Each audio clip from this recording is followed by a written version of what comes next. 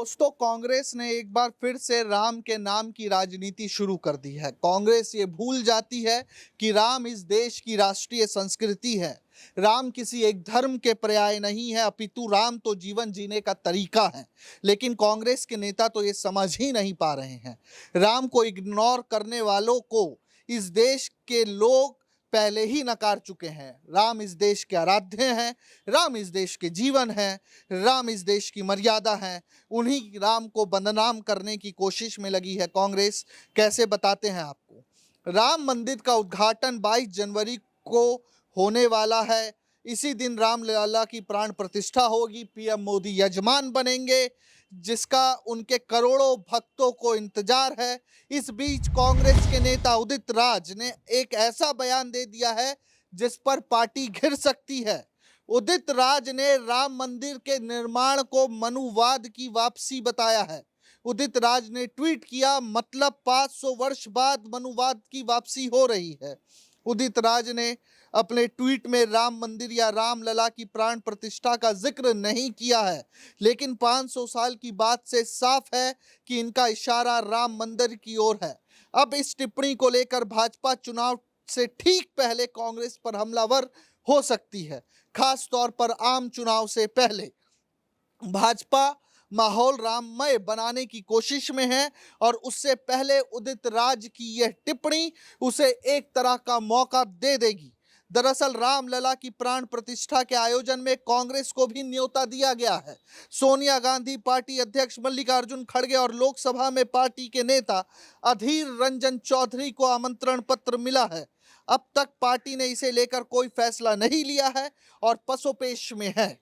यदि कांग्रेस के नेता इस आयोजन में नहीं गए तो भाजपा हिंदुत्व के मुद्दे पर उसे घेर सकती है। ऐसे में उदित राज का बयान आग में घी डालने का काम करने वाला है। उदित राज 2014 में भाजपा के ही टिकट पर उत्तर पश्चिम दिल्ली से सांसद चुने गए थे।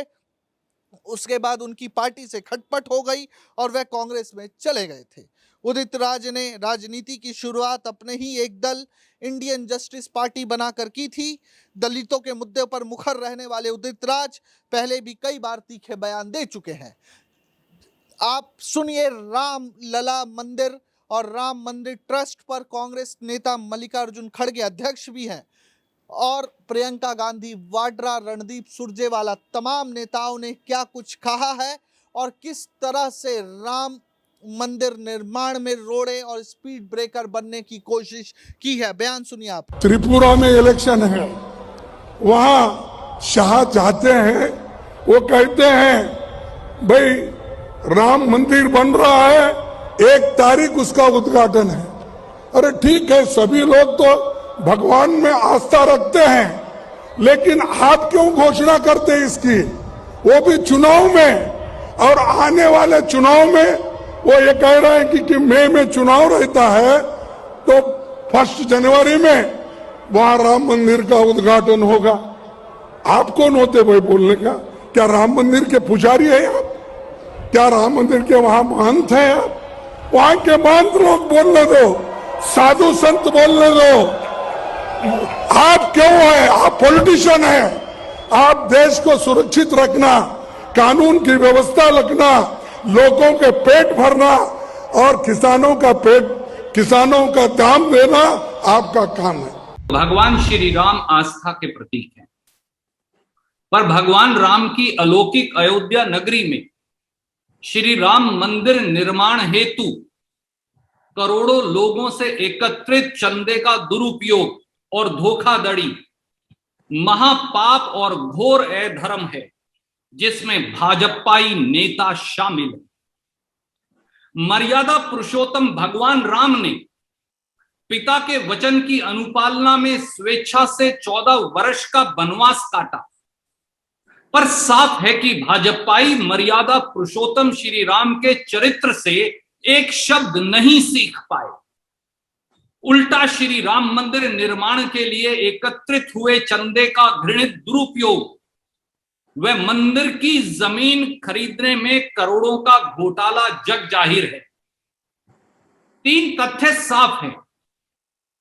नंबर 1, कुसुम पाठक व हरीश पाठक ने अयोध्या में 12,080 वर्ग मीटर जमीन 18 मार्च 2021 को शाम 7:10 बजे रजिस्टर्ड सेल डीड से 2 करोड़ रुपया में रवि मोहन तिवाड़ी व सुल्तान अंसारी को बेची। उसी दिन 5 मिनट बाद यानी 18 मार्च 2021 को शाम 7:15 पर यही 12,080 वर्ग मीटर जमीन रवि मोहन तिवाड़ी व सुल्तान अंसारी द्वारा श्री राम जन्मभूमि तीर्थ क्षेत्र ट्रस्ट उसको 18.5 करोड़ रुपए में बेचने का रजिस्टर्ड इकरारनामा कर पैसे का भुगतान कर दिया गया। दोनों ही रजिस्टर्ड डॉक्यूमेंट्स पर डॉक्टर श्री अनिल मिश्रा व श्री ऋषिकेश उपाध्याय गवाह हैं।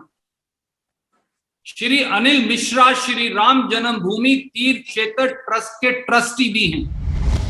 वह राष्ट्रीय स्वयंसेवक संघ के पूर्व प्रांत कार्यवाहक तथा राष्ट्रीय स्वयंसेवक संघ के आजीवन सदस्य भी हैं। इन्हें प्रधानमंत्री श्री नरेंद्र मोदी द्वारा राम मंदिर निर्माण ट्रस्ट का सदस्य बनाया गया है। दूसरे गवाह श्री ऋषिकेश उपाध्याय अयोध्या के मेयर भी हैं और भाजपा के प्रमुख नेता भी, जो प्रधानमंत्री मोदी जी और मुख्यमंत्री आदित्यनाथ जी के नजदीकी हैं। बात यह है कि भगवान राम मर्यादा नैतिकता के प्रतीक थे, सत्य के पथ पर चलने के लिए तैयार। उन्होंने कितना बड़ा बलिदान दिया, किस लिए?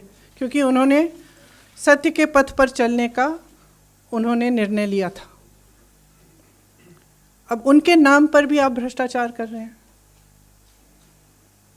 पूरे देश की आस्था को ठुकरा रहे हैं, उस पर चोट पहुंचा रहे हैं, तो एक बहुत गंभीर बात है। तो सुना दर्शकों आप लोगों ने बयान। आप लोगों को क्या लगता है कि राम को दरकिनार करके इस देश की सत्ता में लंबे समय तक बने रहना कांग्रेस के लिए मुमकिन है, या कांग्रेस राम को इग्नोर करके खूब बहुत बड़ी गलती कर रही है? आप लोगों का क्या सोचना है, हमें जरूर लिखकर भेजें। देश और दुनिया की तमाम खबरों के लिए देखते रहिए नेक्स्ट 9 न्यूज़ पॉलिटिकल बाइट। धन्यवाद।